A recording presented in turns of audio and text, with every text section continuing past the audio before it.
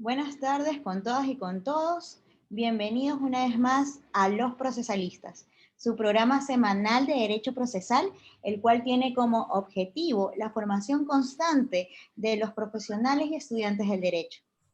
Transmitimos todos los días viernes a las 19 horas a través de la plataforma Facebook, a través del Zoom y también a través de nuestro programa de YouTube. Ustedes podrán ver todas nuestras presentaciones. Este programa se transmite gracias al auspicio del Instituto Ecuatoriano de Derecho Procesal, del cual su presidente es el abogado Jorge Luis Mazón, quien dirige este programa. Agradecemos también el auspicio del Colegio de Abogados de Pichincha, así como también agradecemos a la Asociación de Escuelas de Derecho del Ecuador. Para recordarles cómo es el formato de este programa, debo indicarles que el día de hoy tendremos un conferencista, el cual es el doctor Pedro Gerves, que posteriormente lo presentaremos mejor. Él expondrá durante 30 minutos y luego de su exposición ustedes podrán hacer sus preguntas a través del chat de Zoom o también a través del Facebook. Sin nada más que decir, solamente agradecer la presencia de todos ustedes. Le voy a dar la palabra a mi compañero Miguel Ángel para que por favor pueda presentar a nuestro invitado del día de hoy. Muchísimas gracias. Muchas gracias, Nadia. Buenas noches con todos. Ya le pedimos al doctor Pedro Gerves que active ya su micrófono y su cámara. Bueno, como siempre lo digo, muchas felicitaciones a todos cordialmente. Extendida una felicitación por invertir su tiempo los viernes en la noche para poder disertar y conversar un poco de temas procesales, específicamente en materia penal. El día de hoy tengo el gusto de presentar a un gran amigo, a un gran colega, el doctor Pedro Gerves. Tengo la oportunidad de conocerle hace ya varios años. Tuvimos la oportunidad también de poder estudiar en la Universidad de Salamanca, profesional al cual considero mucho por su valía personal y por su profesionalismo. Pedro Gerves es abogado por la UDLA de aquí de Quito. Adicionalmente a esto, es máster en Derecho Penal por la Universidad de Salamanca, es especialista en Derecho Constitucional por la misma universidad y adicionalmente a esto tiene un diplomado en mitigación oral penal por la Washington College of Law. Adicionalmente a esto, el doctor Pedro Gerves ha sido profesor de la Universidad Internacional del Ecuador en materia de Derecho Penal y materia procesal penal y tiene varias publicaciones, entre ellas yo creo que la más relevante, que es la publicación de su tesis de maestría, que es La validez del consentimiento de los menores de edad, y el estudio de relevancias de la corporación. La validez del consentimiento de los menores de edad. Ese es el título de la obra. Bueno, mi querido Pedro o Pedrito, como siempre te digo, el día de hoy vamos a disertar sobre el testimonio del imputado en el proceso penal. Tienes la palabra y mis queridos amigos y colegas, todos ustedes están cordialmente invitados a realizar cualquier pregunta, la cual será transmitida a posteriori cuando termine la disertación del doctor Pedro Gerves. Muchas gracias, Pedro, por estar acá. Bienvenido y el tiempo es tuyo. Bueno, primero, gracias, Miguel, por tus palabras tan generosas. Para mí es un gusto presentarme el día de hoy. Es enriquecedor tanto para quien hace la exposición como para los que escuchan, pero sobre todo para quien está en este otro lado de la pantalla y que evidentemente y humildemente, con algo de conocimiento, trata de dejar más dudas que certezas. Creo que esa es la academia. Es decir, no tengo la verdad absoluta y en el derecho no hay verdades absolutas, sino esto se discute. Agradezco al Instituto Ecuatoriano de Derecho Procesal Penal, a el Colegio de Abogados por esta invitación para hablar sobre un tema muy importante que no se da mucho debate y que no se ha hablado mucho dentro de los foros en el ámbito procesal ni en el ámbito de litigación oral. Pero antes de comenzar a hablar sobre el testimonio del procesado, creo que tenemos que remontarnos por algunos principios que rigen al derecho procesal penal. El derecho procesal penal, como establece y nos manifiesta Roxin, es el sismógrafo, ¿sí?, de la normativa, la parte adjetiva es la que realmente tiene esa relación directa con el procesado, ¿cierto? Tenemos el derecho penal sustantivo y el derecho penal adjetivo es quien materializa ese derecho penal sustantivo. Pero realmente ahí se ven los defectos o es el que más relación tiene con el procesado. Y estamos en un sistema de garantías, y ese sistema de garantías siempre hay que respetarlo. Y eso nos dice un gran profesor y maestro que es Alberto Binder. Y justamente en esta ambivalencia en la que vivimos con el derecho procesal penal, es decir, entre la búsqueda de la verdad y los límites al poder punitivo, se establece o el derecho procesal penal, ¿no es cierto?, separe al ius puniendi para que efectivamente mediante este sistema de garantías que nos habla Binder, lleguemos a una verdad o pseudo verdad o una verdad procesal, digámoslo así. ¿Por qué digo pseudo verdad? Porque no muchas de las veces dentro de un proceso, evidentemente, ¿no es cierto?, sale a reducirse la verdad de todos los hechos. Sin embargo, la manera más próxima de llegar a esa verdad, evidentemente, como nos dice también el autor Cafferrata Norés, ¿no es cierto?, es la prueba. Y entre esta ambivalencia, entre la verdad y los límites, ¿no es cierto?, hemos tenido un largo caminar, sobre todo hasta llegar a una protección de derechos y garantías. Y justamente el proceso penal, sobre todo en la Inquisición, ¿no es cierto?, en el siglo XIII, buscaba la confesión del imputado a toda costa. Y eso, claro, es una característica del proceso inquisitivo que muchas de las veces tiene ciertos rezagos en el país y en otras también legislaciones. Pero claro, antes la confesión era el elemento probatorio más importante dentro de un proceso penal. Sin embargo, se dieron cuenta, obviamente la academia se dio cuenta también ciertos iluminados como Beccaria, los cuales decían que no se puede autoincriminar a una persona y que tampoco se puede sacar, ¿no es cierto?, esa verdad, entre comillas, por medio de la coacción. ¿Por qué? Porque muchas de las veces, ¿no es cierto?, el culpable puede tener o sentir que cuando hay, ¿no es cierto?, una agresión, la verdad de él, ¿no es cierto?, no va a ser sacada por medio de este sistema de coacciones porque gana más. En cambio, un inocente, ¿no es cierto?, puede declararse culpable por esas coacciones. Y por eso Beccaria ya criticaba estos sistemas. Y hoy en día creo que la Corte Interamericana de Derechos Humanos y los derechos humanos ya han establecido que no puede coaccionarse a una persona para, obviamente, tener un testimonio. Y esto ya nos dice el caso de Cantoral Benavides versus Perú, que fue uno de los primeros casos en la Corte Interamericana de Derechos Humanos al respecto del tema. Es decir, hoy el vale todo para llegar a una confesión ya no existe. O si existe, tendrá sus consecuencias de nulidad del acto, como nos dice también Alberto Binder.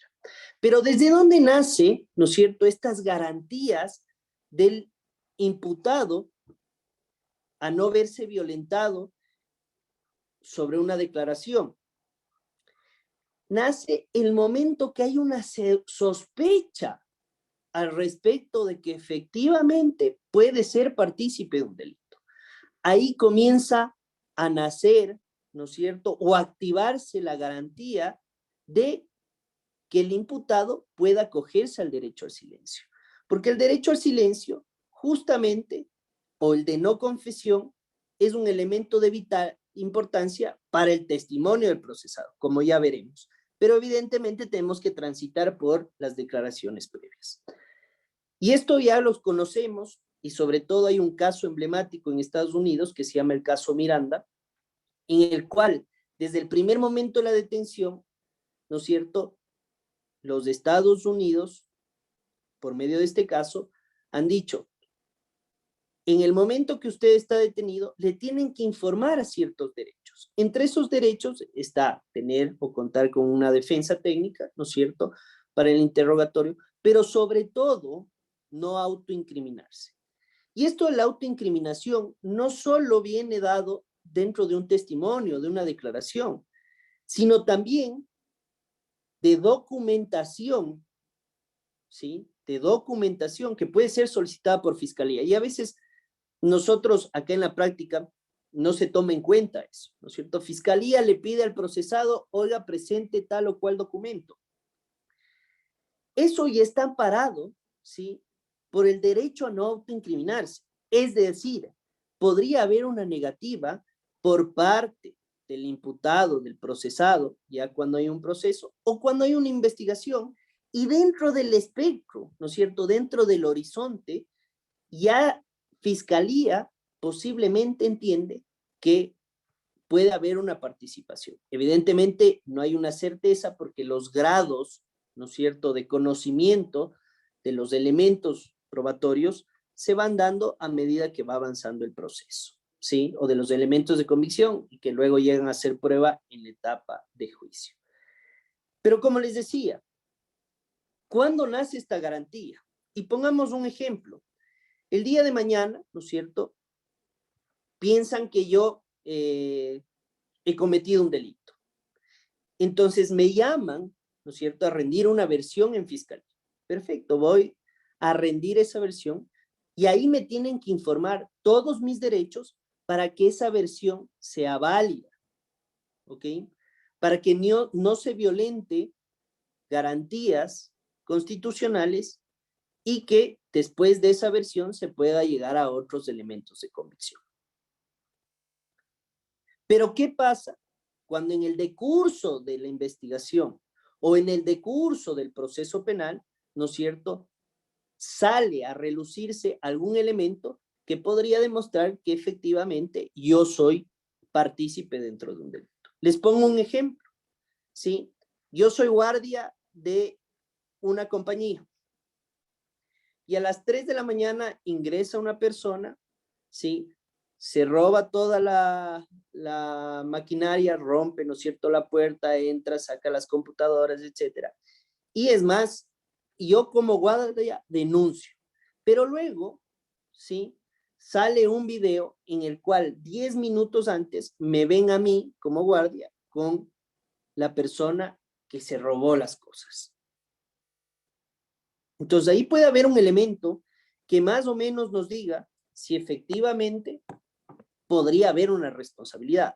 Y en ese momento ya se activan las garantías, ¿sí? Se activan esas garantías y el fiscal o la autoridad debe decirle a la persona cuáles son los derechos. ¿Qué nos dice Eduardo Hauchen en el libro que se llama Derechos del Imputado? Desde el inicio, si una persona bajo custodia va a ser sometida a interrogatorio, primero debe ser informada en términos claros e inequívocos que tiene derecho a permanecer en silencio. Para aquellos que no estén al tanto del derecho, la notificación es necesaria simplemente para alertarlos acerca de su existencia. ¿Y por qué se da esto? Por la voluntariedad de la declaración, que es uno de los requisitos y de los elementos que tiene que estar presente para que esa declaración sea válida, ¿sí? Es decir, nosotros, como procesados, tenemos que estar inteligenciados de cuáles son nuestros derechos primero. Pero también tenemos que estar inteligenciados al respecto de los hechos que se nos imputan o al respecto de los hechos que se están investigando. Y ese es un grave problema en el sistema ecuatoriano. En el sistema ecuatoriano, muchas de las veces, a uno le notifican para ir a una versión sin saber en qué calidad está. Y la Corte Interamericana, mediante varios casos, ¿sí?, si no me falla la memoria, mediante Barrero Leiva, ha establecido que tiene que haber un conocimiento de todos esos hechos y que eso no solo cuando estás ya procesado, sino desde el momento inmediato de tu detención o desde el momento inmediato en el cual se te comienza a investigar y tienes esa posible calidad, ¿no es cierto?, de indiciado, investigado. Y eso es importantísimo. Eso es importantísimo, porque como dije, de ahí vendrá la voluntariedad de si declara o no declara la persona, sin perjuicio de que luego en la etapa de juicio, ¿no es cierto?, que es la última etapa de proceso, como ustedes saben, se acoja el derecho al silencio o no la persona. Y eso nos establece la Constitución, la Convención Interamericana de Derechos Humanos, y además la persona, ¿no es cierto?, o la contraparte, perdón, no puede hacer alusión al silencio del procesado.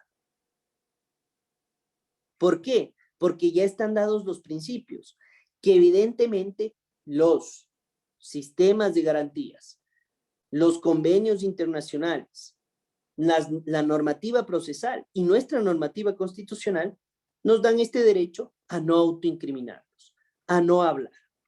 Ahora bien, ¿qué pasa con el silencio o el derecho al silencio? El derecho al silencio, ¿no es cierto?, es una garantía que tenemos si somos procesados. Sin embargo, hoy en día ya se está debatiendo este derecho al silencio. Y hay dos sentencias de la Corte Constitucional de España en la cual ya le han dado, ¿sí?, ya le han dado otro matiz al silencio del procesado. ¿Pero cuándo y con qué requisitos? Bueno, antes de eso, quisiera comentarles que ya en el 94 en Inglaterra ya se comenzó a dar otro enfoque al silencio del procesado. Cuando hay varios elementos de convicción o elementos probatorios, perdón, ya en este caso, porque ya sería la etapa de juicio, ¿no es cierto? Varios elementos probatorios que ya demostrarían, ¿no es cierto?, un grado de participación dentro de un delito y la materialidad, obviamente, de la infracción. En ese caso, el silencio por parte del procesado en Inglaterra ya tiene otra connotación. Y ese silencio, ¿sí?, pasa por un test de explicación que se llama. Es decir, si todos los elementos, ¿no es cierto?, son conducentes para que efectivamente se demuestre una responsabilidad de mi contra como imputado, como procesado, ¿sí?, y yo no declaro, entonces se suma, ¿no es cierto?, ese silencio a llegar a una conclusión y a una valoración perjudicial para el imputado. Ahora bien, en Argentina, ¿sí?, varios autores como Cafferrata Norés, Hauchen, Binder, Meyer, establecen otras connotaciones del derecho a silencio.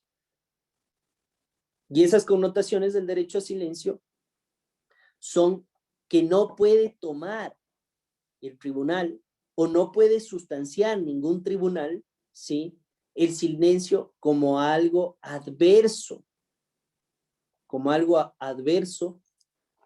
al procesado. Sin embargo, como les decía, en España ya hay varias sentencias que dicen lo contrario y que toman en el mismo sentido que toma Inglaterra. Esto es la sentencia constitucional 149/2009 y la sentencia de 26 de junio del 2003, 4.252 del 2013, en la cual ha explicado que hay elementos, cuando hay elementos suficientes y hay un silencio por parte también del procesado, entonces la connotación del silencio es en contra vía, ¿no es cierto?, del procesado. Y este caso, ¿cuál fue? Fue un caso en el cual una señora acudió a recibir, ¿sí?, un supuesto documento, pero adentro tenía droga en España. Y claro, todos los elementos y la prueba indiciaria daba que ella conocía. Y no se realizó este test de explicación que hoy llama la doctrina, que dice Rubén Chaya, y el tribunal dijo que habían todos estos elementos probatorios, ¿no es cierto?, esta prueba indiciaria que demostraba que ella sabía y que con el silencio justamente verificó o dio la razón a Fiscalía al respecto de eso. Yo no estoy muy de acuerdo porque evidentemente muchas de las veces el silencio es un mecanismo de defensa, ¿no es cierto?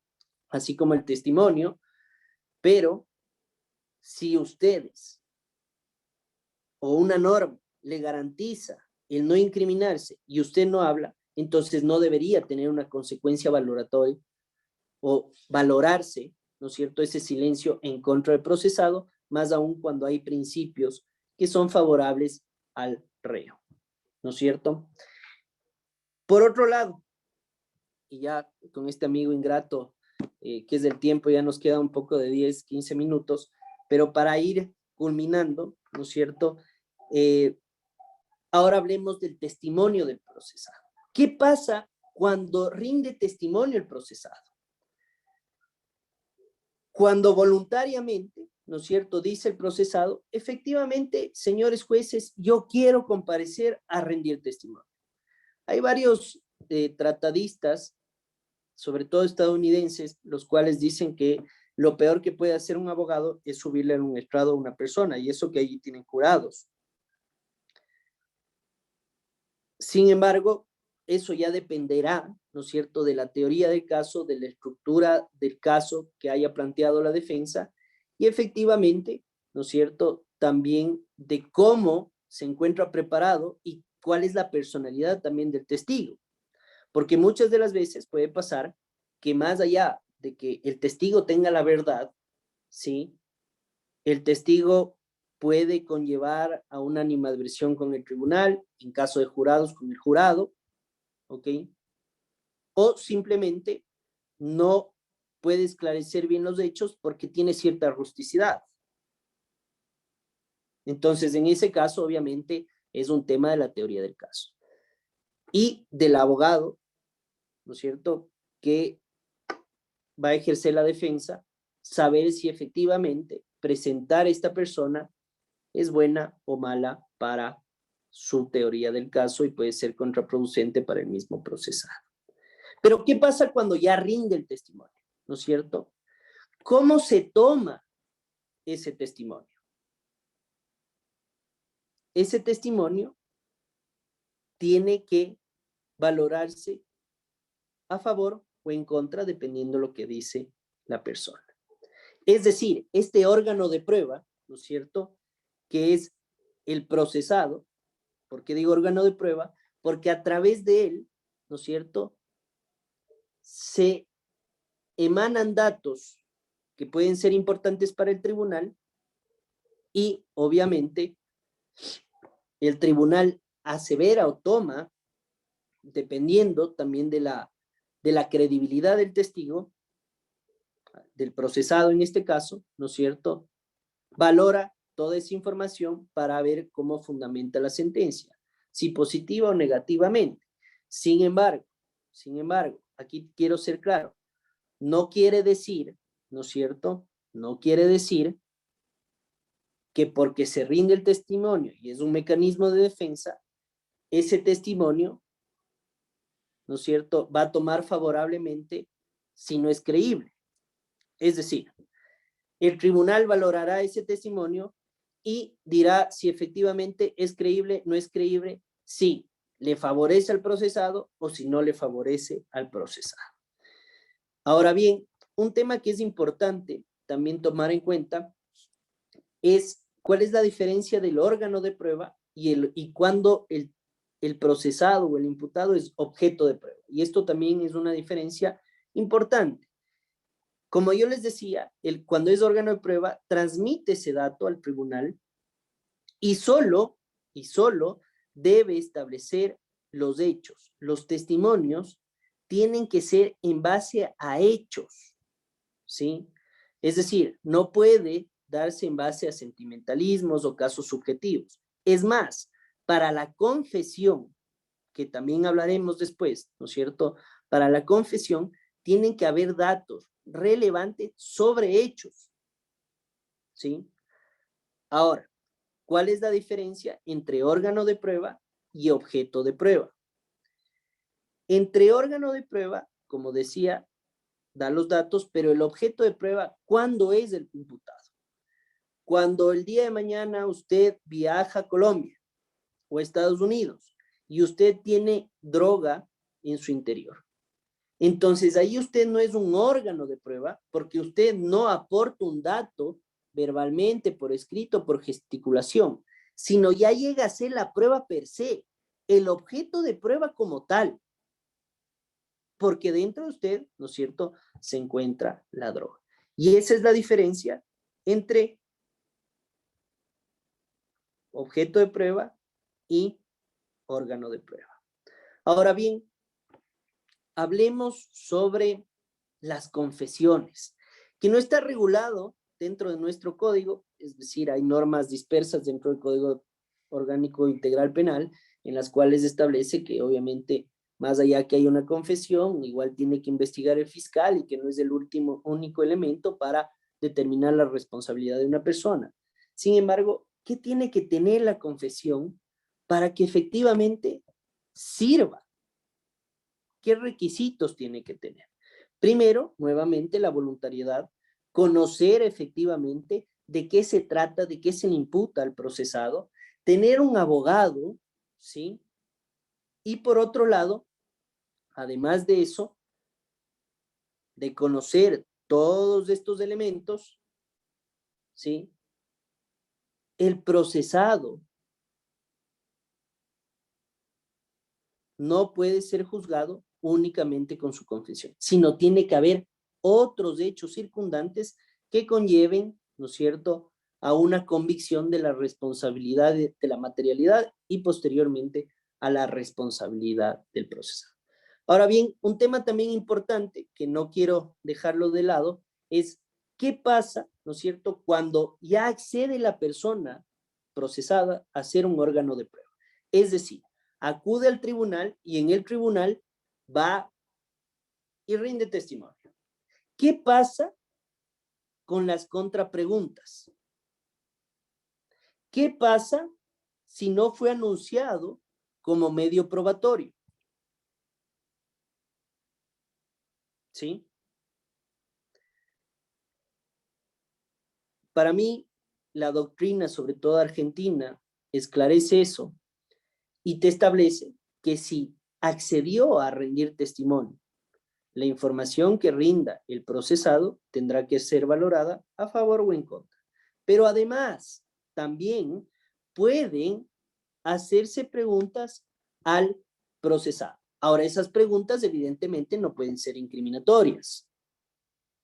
Sin embargo, puede o tiene ese acceso la defensa contraria a realizar un contrainterrogatorio.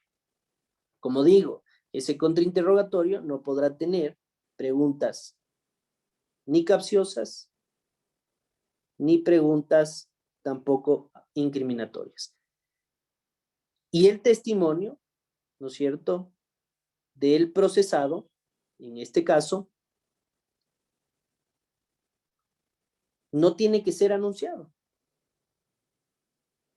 Es decir, como es un mecanismo de defensa, pero llega a ser un medio de probatorio, entonces puede el procesado rendir su testimonio sin que se haya anunciado ese momento o en la etapa, ¿no es cierto?, intermedia. Es decir, si no se anunció en la etapa intermedia como anuncio probatorio, como oferta probatoria, el testimonio del procesado, de igual manera, dentro del tribunal puede rendir su testimonio como un mecanismo de defensa. ¿Por qué? Porque puede ser escuchado en cualquier momento en base a una garantía básica, que es el derecho a ser oído, ¿sí? Y además puede tener hasta la última palabra el procesado. Para finalizar y puntualizar los temas, ya que estoy en los 30 minutos de la exposición, debemos decir que hay 5 puntos importantes. El derecho procesal penal siempre está en esta ambivalencia de descubrir la verdad y limitar al derecho punitivo, a toda esta estructura estatal con recursos, ¿no es cierto?, que puede ser avasalladora muchas de las veces. En ese sentido, el derecho procesal pone los límites. Es el sismógrafo de la Constitución, es decir, las garantías constitucionales se materializan a través del ámbito procesal. Por otro lado, hoy en día, el proceso inquisitivo que buscaba a toda costa una confesión y que era la prueba madre dentro de un proceso penal, hoy con el sistema acusatorio ha quedado de lado y las limitaciones son mucho más amplias, y al estar en un sistema de garantías, ese sistema de garantías tenemos, ¿no es cierto?, que respetarlo. Y ese sistema de garantías será la brújula que dirige tanto a Fiscalía como a los tribunales y a los jueces de garantías penales, ¿no es cierto?, a tomar sus decisiones y sus actuaciones. Por otro lado, ¿no es cierto?, ya se ha tratado mucho el tema y hay ríos de tinta, sobre todo en Estados Unidos, ¿no es cierto?, que han dado hincapié a que cuando una persona tenga esa calidad de sospechoso indiciado, ya se active la garantía del silencio, de no autoincriminarse. En el preciso momento en el cual hay un elemento que a Fiscalía le haga presumir de la participación de una persona, entonces ahí se activa esa garantía. Que por otro lado, ya la Corte Interamericana de Derechos Humanos, como las diferentes normas de derechos humanos, la Constitución y obviamente también el Código Orgánico Integral Penal, prohíben, mediante este sistema de garantías, extraer esa supuesta verdad o esa confesión en base a torturas, ¿sí?, o tratos degradantes, ¿sí?, coacciones u engaños. Y por último, ¿no es cierto?, que el testimonio tiene que venir dado de una declaración voluntaria, tiene que conocer y cognitivamente entender los hechos que se le imputan y las consecuencias, así como las garantías que tiene el procesado para rendir su declaración y posteriormente en un tribunal, ¿no es cierto?, de juicio, el testimonio. ¿Cuáles son los efectos del testimonio? Pese a que hay una nueva corriente, sobre todo una corriente europea, en el cual establece que el silencio del procesado, cuando hay otros elementos probatorios que demuestran que hay una responsabilidad, se puede tomar ese silencio como algo adverso a ellos en la realidad latinoamericana, y los procesalistas latinoamericanos siguen defendiendo, sobre todo en su gran mayoría, ¿no es cierto?, que no se puede tomar en cuenta dentro de una sentencia, sino la sentencia deberá estar fundamentada por los otros elementos. Y por último, para tener una confesión, esa confesión, ¿sí?, esa confesión debe ser también informada, tener un abogado presente, y para tener una validez dentro de la sentencia y decretar una responsabilidad deben haber otros elementos y medios probatorios que demuestren una responsabilidad del procesado, porque únicamente la confesión no es un elemento madre que puede fundamentar una sentencia, es decir, si únicamente existe esta confesión. Y por último, si ya ha aceptado, ¿no es cierto?, rendir testimonio el procesado, puede haber un contrainterrogatorio sin que hayan preguntas autoincriminatorias y capciosas. Muchas gracias nuevamente por la invitación. Para mí ha sido un gusto esta noche estar con ustedes. Espero, como dije, dejar más dudas que respuestas, haber tenido cierta claridad dentro de la exposición, y estoy abierto a todas las preguntas y bueno, a la charla con Miguel, que es un gusto también que sea el panelista, por el gran aprecio que le tengo y el gran respeto y admiración profesional. Bueno, muchas gracias, Pedrito. Bastante clara la exposición respecto de lo que realiza una persona que está siendo procesada o imputada en el proceso penal como tal. Tenemos algunas preguntas. Pedro Calero está alzando la mano. No sé si le solicitamos que nos envíe su pregunta a través del chat. El doctor Castillo te hace una pregunta media larga y quería leerla textual como dice. Se puede condenar a una persona por la comisión de un delito. El único medio de prueba que se practicó en la etapa de juicio fue el testimonio de una tercera o de una misma persona procesada en el mismo proceso penal, ya que fueron las únicas personas que presenciaron el delito. Si se llegara a condenarlo solo por el testimonio de una persona, ¿qué procedería a realizar? O sea, de lo que entiendo yo es qué es lo que sucede cuando no existen otra práctica de pruebas dentro de la audiencia de juzgamiento en donde se practica la prueba, que no demuestren el cometimiento de la infracción por parte de las personas procesadas y que el único medio probatorio o la única prueba que se podría analizar es básicamente los testimonios de los coprocesados. En ese sentido, Pedrito, hay dos posturas, creo yo, que se podrían utilizar estos testimonios como un elemento probatorio para poder condenar, y lo otro dicen que no. La otra postura es decir que no existen porque netamente los testimonios de los coprocesados pueden ser utilizados como método de defensa. Ahora, ¿cuál es tu opinión?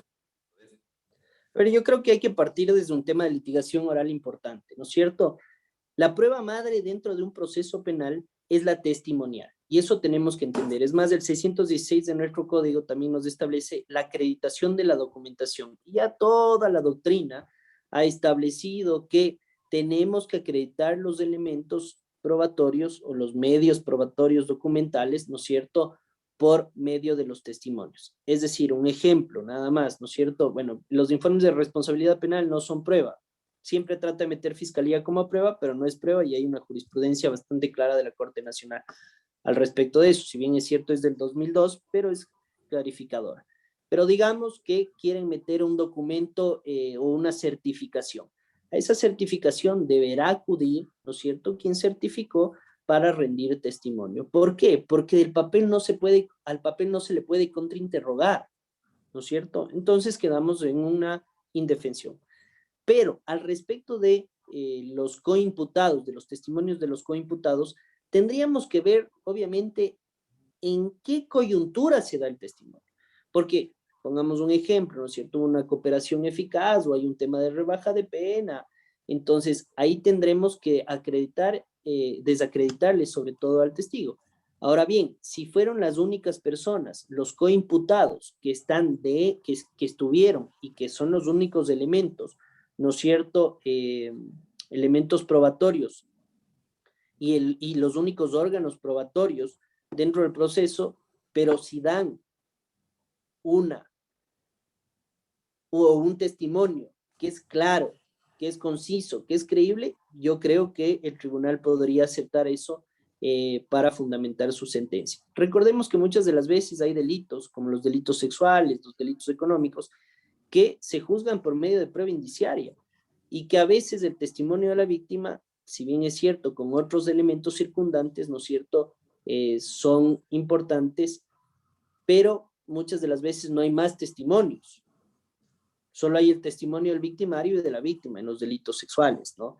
Entonces, justo hay una pregunta relacionada, perdón que te corte, justo hay una pregunta relacionada con eso, en donde básicamente lo que se pregunta es, ¿se puede condenar a una persona solo con el medio probatorio del testimonio de la víctima? Que es lo que suele, bueno, en los delitos sexuales, por ejemplo, hay otros medios probatorios que se pueden practicar, pero lo más fuerte es el testimonio de la víctima. Entonces, la pregunta va orientada a eso. Ahora, a mí me viene otra cuestión. Cuando existe una retractación, por ejemplo, en el testimonio de la víctima en referencia, por ejemplo, a un delito de carácter sexual. La Corte ha interpretado como que no se puede analizar una retractación, y eso es un pronunciamiento de la Corte Nacional. Pero ahora, ¿cuál sería el análisis en referencia por ejemplo, a esto? A que sea condenado por el testimonio de la víctima por parte del tribunal y después existe una retractación. A ver, yo creo que siempre tiene que haber una favorabilidad, obviamente, para el procesado en la interpretación Bonaparte, ¿no? Entonces, tanto normativa y también dentro del proceso, si hay elementos que dicen que no hay el delito sexual, es decir, por prueba indiciaria, porque hay un examen psicológico en el cual dice no hay estrés postraumático, ¿no es cierto? El hisopado vaginal sale que efectivamente o no nos demuestra nada por medio de ese hisopado vaginal y esas pruebas o exámenes de laboratorio, y además hay una retractación de la víctima dentro del testimonio, ¿no es cierto? Dice, no, ¿sabe qué? Efectivamente no me violó. Entonces, con todos esos elementos, no se puede condenar a una persona. Y esa retractación, más allá que la Corte Nacional establezca ciertos parámetros, ¿no es cierto? Hay derechos constitucionales que deberían hacerle aplicar al juez la valoración de ese, o sea, la valoración de ese testimonio lo tiene que hacer el tribunal. Y si dice, ¿no es cierto?, en una etapa de juicio que no hubo violación y además, y no hay cómo utilizar, como tú sabes y como todo el mundo sabe, ¿no es cierto?, prueba documental de o la versión no se puede utilizar, entonces tendría que valorar eso favorablemente para el procesado. Esa es mi convicción. Listo. A ver, ahora hay otra cuestión que va emparejada más o menos a una pregunta que la realizó el doctor Isaac Guerrero.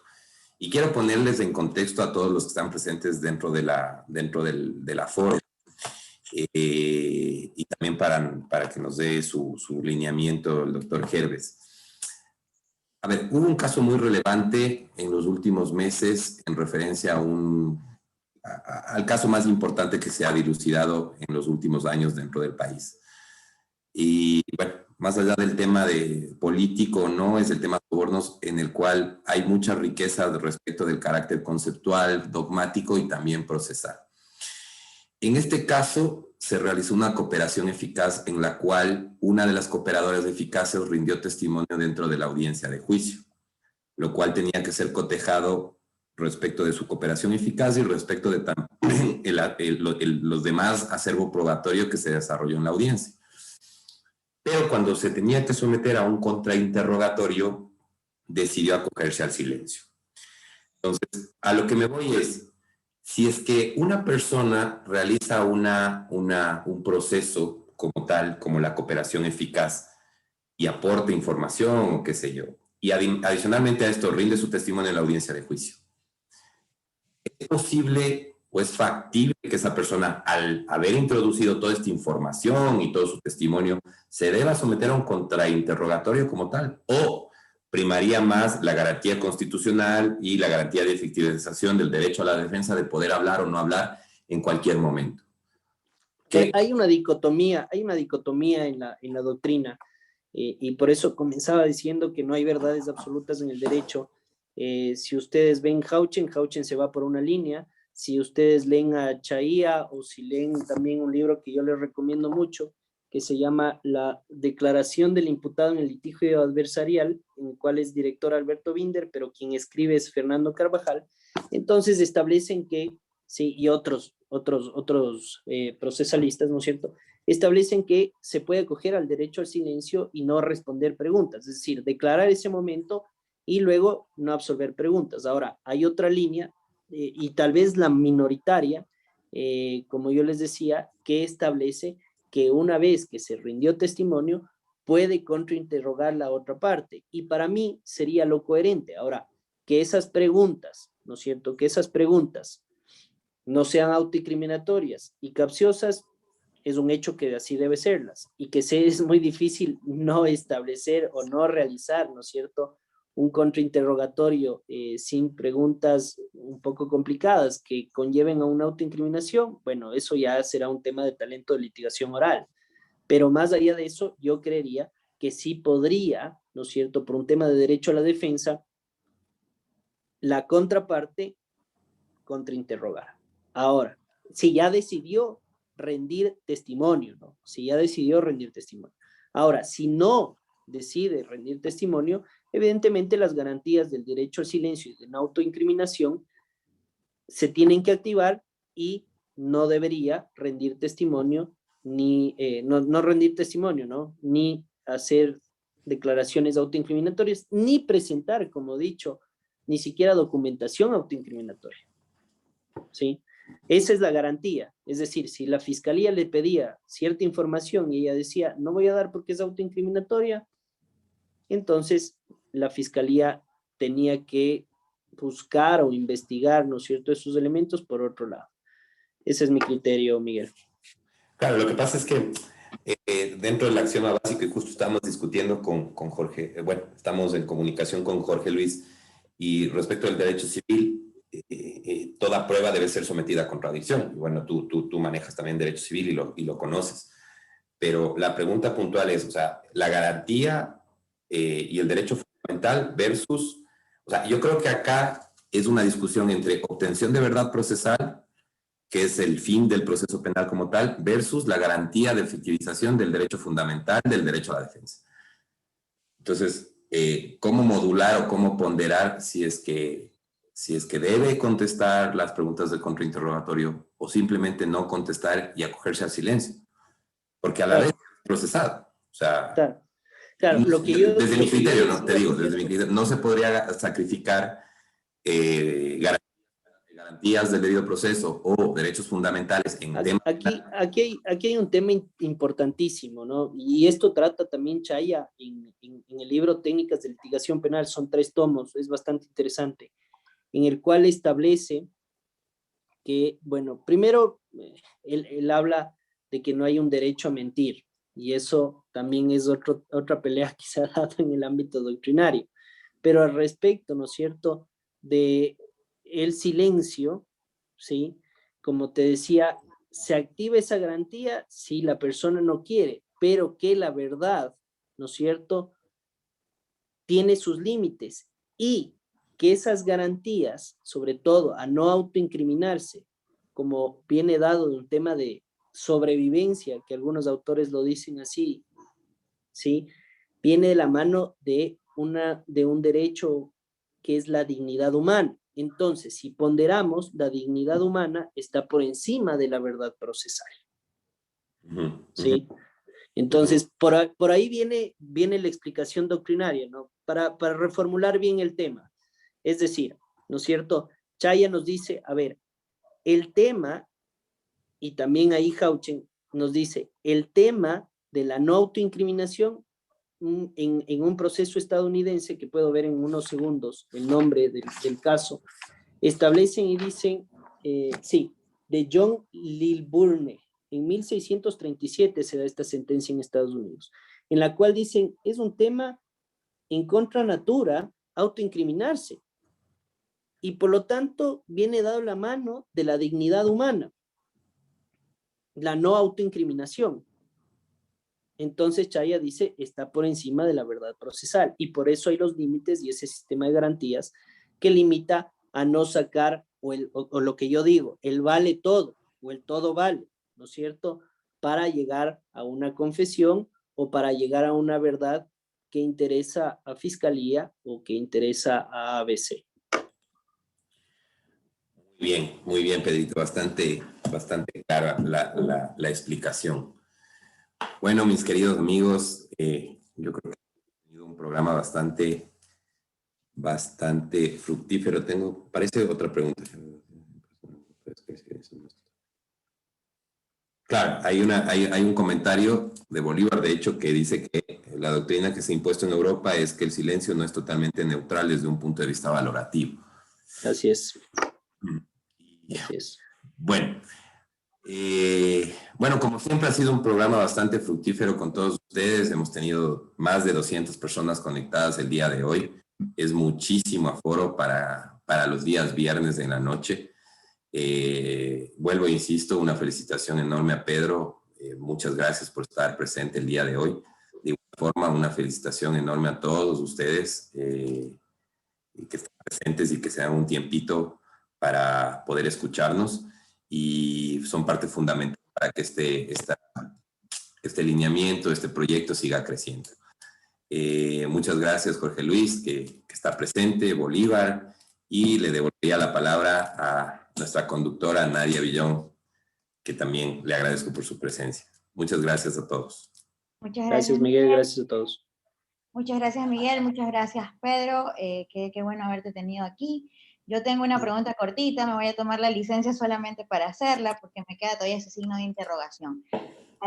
Pedrito, tú has hablado de que esta garantía de no autoincriminación viene desde la etapa preprocesal, desde que solamente está siendo la persona investigada.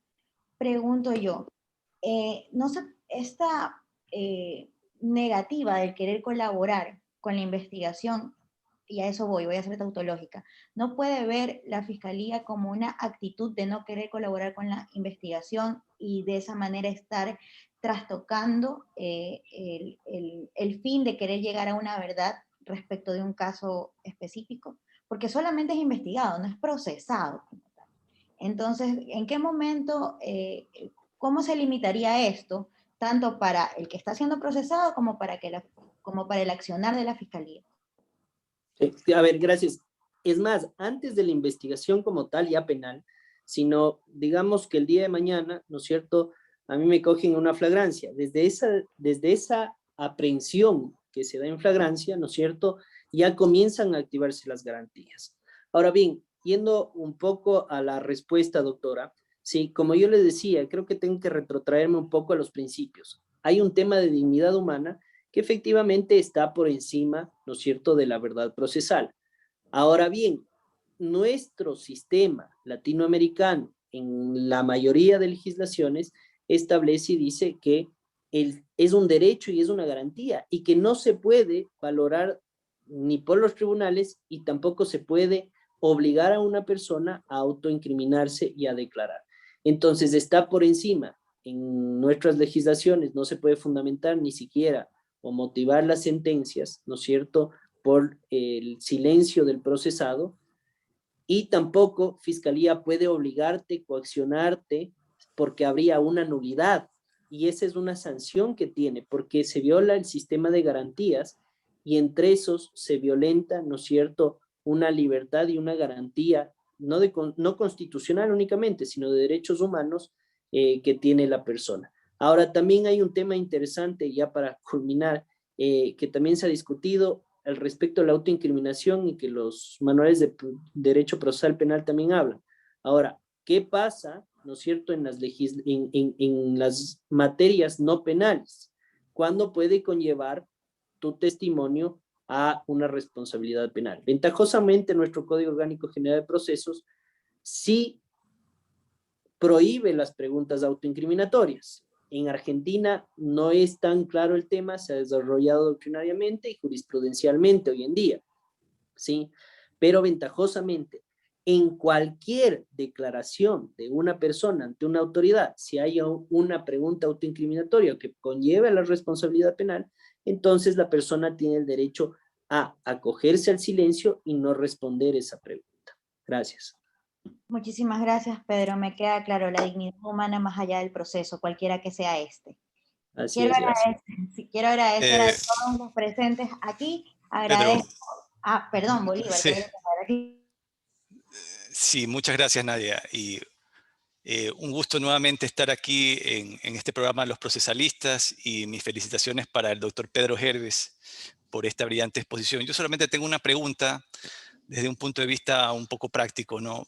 Pedro, si en su opinión, ¿no?, como abogado, ¿no?, ya defensor, ¿cómo usted o qué es lo que tendría que hacer de pronto un abogado que se topa con esta situación en la que una sentencia está, la argumentación central de la sentencia para condenar a una persona se basa precisamente en el silencio? ¿Cómo usted la impugnaría?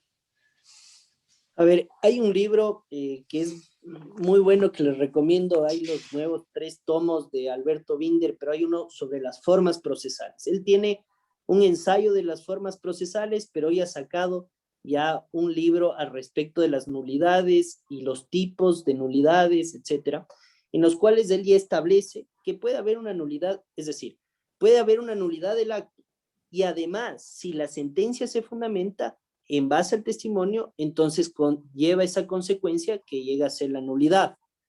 Por lo tanto, yo si me tocaría defendería con esa tesis de Binder, diciendo esa sentencia es nula, porque no se podía valorar de esa manera, ¿no es cierto?, el silencio de la persona. En nuestras legislaciones, repito, como dije, en España hay otra creencia, hoy en Inglaterra hay otra creencia al respecto del tema, pero al momento en nuestras legislaciones, ¿sí?, y con nuestra jurisprudencia, el valor del silencio, digamos así, siempre va a ser favorable para el procesado. Gracias.